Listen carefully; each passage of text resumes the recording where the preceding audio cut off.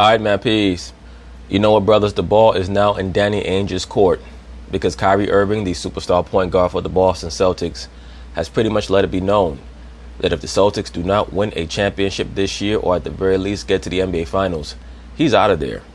That's very obvious, just based on the interview that he gave in that little media scrum right before the Boston Celtics game last night against the New York Knicks, when he stated that he's going to quote-unquote do what's best for him. And that should be his mentality. That should be everybody's mentality. But the way in which he said it, the vibes that I got from him is that he's not feeling that environment, he's not feeling the locker room, and he's not feeling the potentiality of the Boston Celtics winning a championship this year unless some major trades are accomplished before the trading deadline.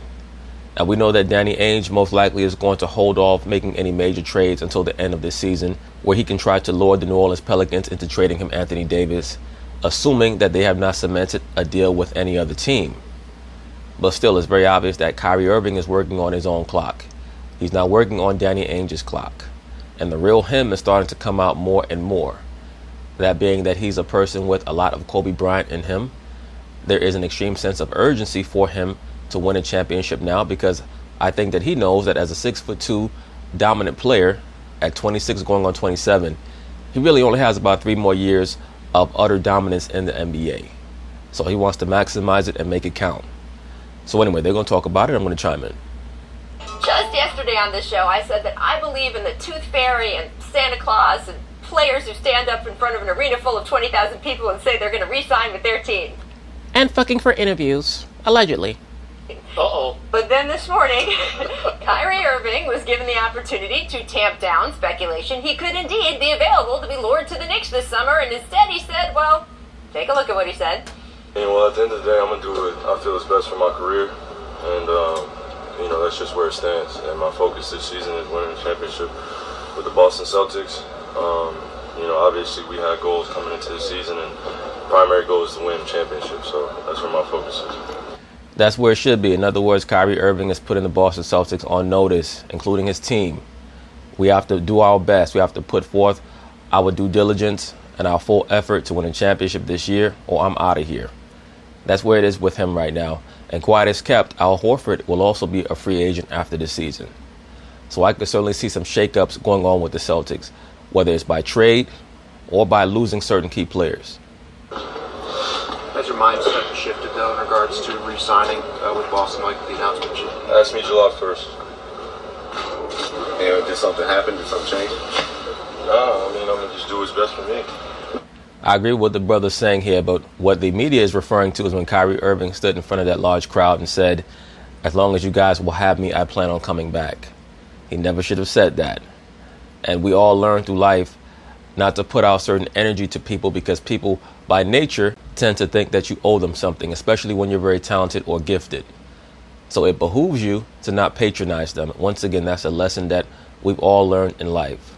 So Kyrie is going to have to learn to stop putting out that type of energy, because he did the same thing in Cleveland when he stood before all those kids and said that he's going to come back.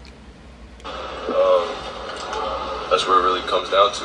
I'm just trying to be a human being, trying to make the best decision for me and my family. So, obviously, things this season haven't gone as I planned.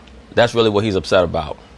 What he's really mad about is that he thought that the Celtics would have the best record in the NBA, if not the Eastern Conference at the very least, that they would be considered the favorites to win the NBA championship, that they would have taken another step from last season when they were the number 2 seed, and maybe this year win about 60 games, go to the finals, and either challenge the Warriors or defeat them.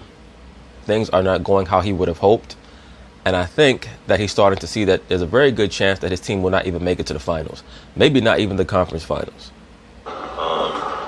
That's part of being on a team where you're still trying to figure things out. But at the end of the day, like I said, I spent the last 8 years trying to do what everybody else wanted me to do in terms of making my decisions and trying to validate through the media, through other personnel, managers, anybody in this business, and I don't owe anybody.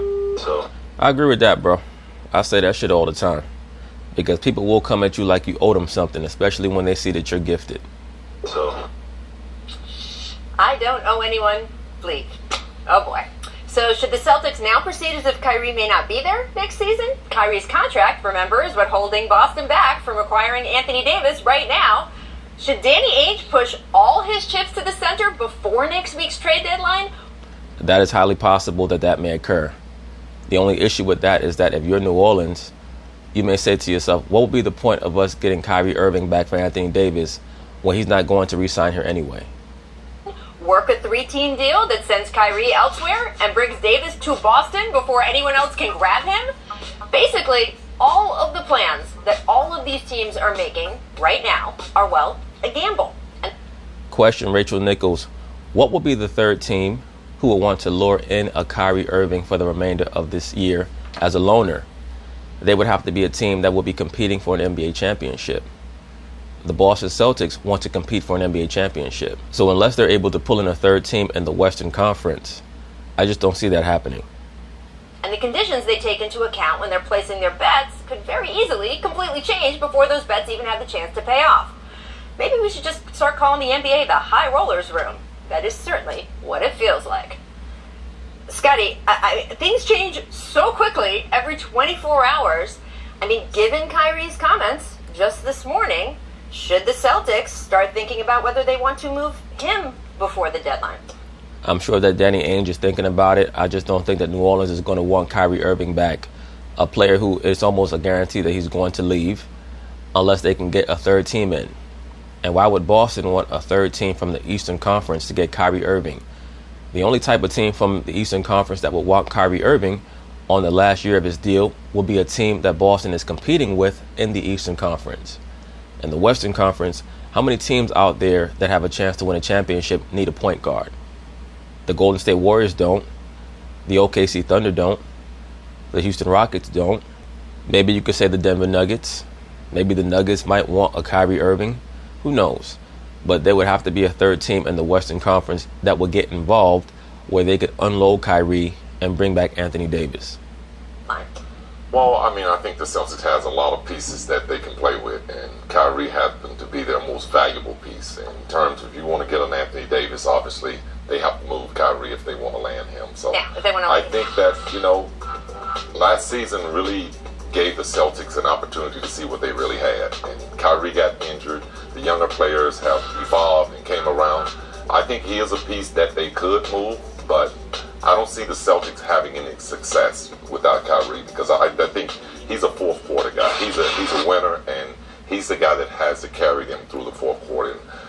Now, if the Boston Celtics were to trade Kyrie Irving, watch how quickly many of these same pundits in the mainstream sports media who talk about how the Celtics were better without Kyrie, watch how quick they change their tune if he were to be traded away, because the only reason why they were saying that in the first place is because they were upset at Kyrie for hampering their boo thing, LeBron James' chances of winning a championship in 2018, which he had no chance of doing anyway. The reason why Dan Gilbert traded Kyrie Irving in 2017 is because he knew, after what he saw in the 2017 finals, that his team was not going to beat the Golden State Warriors in the 2018 finals. So you might as well get something for Kyrie now, and you help LeBron James out the door. I just don't see anyone that can replace him in that position. Somebody may have to replace him. He's halfway out the door. I agree with everything Scotty said. But the problem now is if you're Danny Ainge and you don't think he's committed to you, look, Kyrie, he's right. He didn't owe the Celtics or anybody anything. Yeah. But the Celtics don't owe him either. This is a two-way business. Absolutely. Business. Right. And so the question becomes, okay, can you get in? Part of Anthony Davis's attraction to Boston is playing with Kyrie. Now, if you don't know he's going to be there, and let's face it, we are sitting 3,000 miles away from the frenzied center of news this morning. You think the frenzied center is now? This is one of the frenzied centers. By the way, wait until tonight when the Celtics play at Madison Square Garden. Well, Rachel, that's and what I'm Kyrie saying. Walks on the floor. Look, everybody today thinks that Kevin Durant and Kyrie Irving, everybody in New York, are both headed there as free agents soon. So now if you're Danny Ainge, at least, first of all, the Lakers just got a bunch of leverage back. Okay? Because the Lakers can now say to, Dell Demps in New Orleans, I'm sorry, you really going to trade him there? Is he going to stay there? What's an operation? What's in play here? Does the player that you're accommodating to some degree want to be there? So there's so many balls in the air, Scotty. I agree with you that Boston's best bet looks like to try to win with Kyrie. Yes. But that may be this season. How do we know what's going to be in play after that? And by the way, I mean, this is a good peeling back of the layers of how sort of the inner workings of the NBA work at this time of year. So there was definitely some murmuring over the past couple days of, hey, maybe Kyrie's not staying. And the feeling was that, hey, that's just being put out by Anthony Davis's camp because, as you point out, because it was being put out by Rich Paul and LeBron James and Anthony Davis's camp that maybe Kyrie is not staying. Because LeBron James wanted to float out into the atmosphere that Kyrie may consider going back to the Lakers or going to the Lakers to come back to him. Why is that? Because number one is wishful thinking. Number two, LeBron James is trying to troll Kyrie back for making it public that they had a conversation about Kyrie allegedly being contrite about how he treated LeBron during their time period together with the Cavaliers. So there were a couple of reasons why LeBron James and his clique decided to put out this nonsense about Kyrie not wanting to come back to the Boston Celtics. Kyrie may not want to go back, but it's not going to be for the reasons that they tried to allege. if Boston is not keeping Kyrie Irving, they are not offering to trade away as many of their assets for AD. They need Jason Tatum. They need some of those guys. So the idea behind the scenes would be that if you feel like, hey, Danny Ainge, he might be telling you now, just wait till the summer, I'll give you Jason Tatum, I'll give you a whole boatload. But you better wait, because if Kyrie doesn't stay, he's going to come back to you in June and say, forget it. Well, Kyrie had the chance to shut the door to all of that and help Boston. Open it wider. Well, look, here's the issue with that. If Kyrie decides to leave, they're just going to re-sign Terry Rozier, give him a lot more money, and go with that. Sort of stay in those Anthony Davis sweepstakes in their pole position. And he opened the door even wider. So now it's not just a rumor, not possibly put out by the AD camp. Now it could happen, and he's given it life. It is incredible. The trade deadline is next Thursday. But anyway, that's basically it on that. We'll see what happens with Kyrie at the end of the season. I think that Kyrie is just exasperated with a lot of the pressure that he's been dealing with over the course of this year. He thought that things were going to fall into place. But as they say, the best laid plans of mice and men. Unfortunately for Kyrie, I think that because he's so superlative with his talent, he thinks that things are going to come as easy to his team as they come to him. And you need the right mix to win championships. And maybe he does not have quite what it takes yet when it comes to maturity to lead a team, because you are going to have to get everybody on board. There's a reason why Allen Iverson was able to lead a team to the NBA Finals round, and almost all of the players around him were viewed as being not particularly offensively talented. It's because they were forced to divest a lot of the offensive aspect of the team to Allen. That's the type of team that Kyrie kind of needs to be on. He needs to be on a team with not so many talented wing players. It will add to the synergy of the team. But anyway, we'll see what happens. Peace.